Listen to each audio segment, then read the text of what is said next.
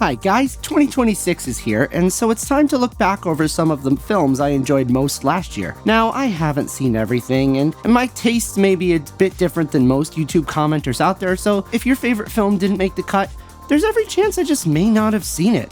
So let me know your list down below. Also, this list is going to be in order of release date, as usual.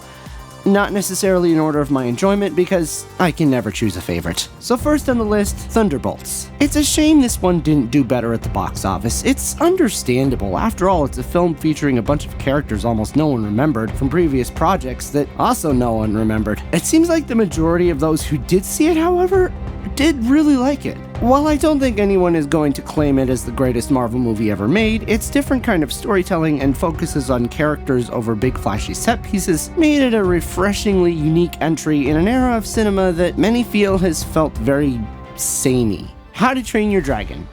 It's funny, going into 2025, I fully expected Lilo and Stitch to be the best live-action adaptation of the year, but DreamWorks has once again proven that in these modern times at least, they've kind of become the better studio in some respects. While Lilo and Stitch's production team came in and angered fans by not really understanding the story and rewriting the ending, How to Train Your Dragon brought back the original director who gave us the same plot, heart, themes, and characters fans knew and loved. While some might say it's too close to the original, being almost shot for shot in some cases, I think that's what makes it so fun.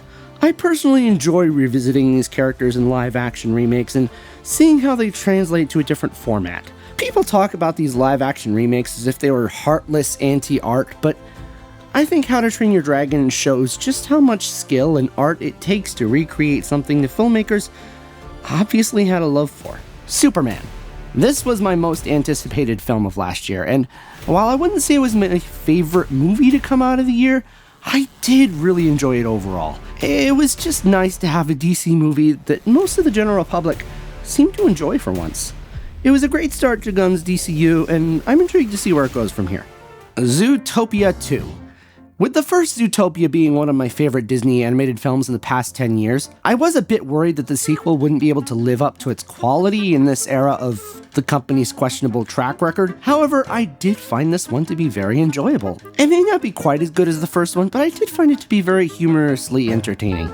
And while the themes are definitely a rehash of those in the first movie, the lessons it teaches are timeless and important to every generation, and it's been enough time that some kids will probably be seeing it for the first time here. Okay, so this last one is kind of an honorable mention because I couldn't decide whether to put it on the list or not. I know it's not a great movie, and the first one wasn't a great movie, but I had a lot of fun with both of them, especially this one. And it is, Five Nights at Freddy's 2. I don't know what it is about FNAF that I find so fascinating. Most YouTube reviewers of my age would look at it, examine how unscary they find it, and call it some of the cheesiest and stupidest horror movies ever made. And to a certain extent, they're right.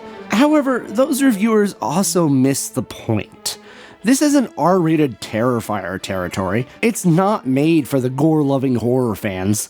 They're made for a very specific audience of which they're just not a part. To be fair, I'm not really a part of that audience either, the audience being those young people who years ago obsessed over Markiplier's jump scare reactions as if it was the greatest entertainment since Orson Welles put Citizen Kane on the big screen. However, I have played some of the games, and I did a couple years back go down a YouTube rabbit trail of Matt Pat's deep dive examination of the lore, and it's just interesting to me to see how this franchise has gone from one kinda cheesy point-and-click game to this whole franchise with a huge fan base, and it's just interesting to compare it to the fan theories and see what parts of the lore they adapt, and I don't know, I thought this movie was pretty well done. So that's my list. What do you guys think? What is your list of the top movies you saw this year?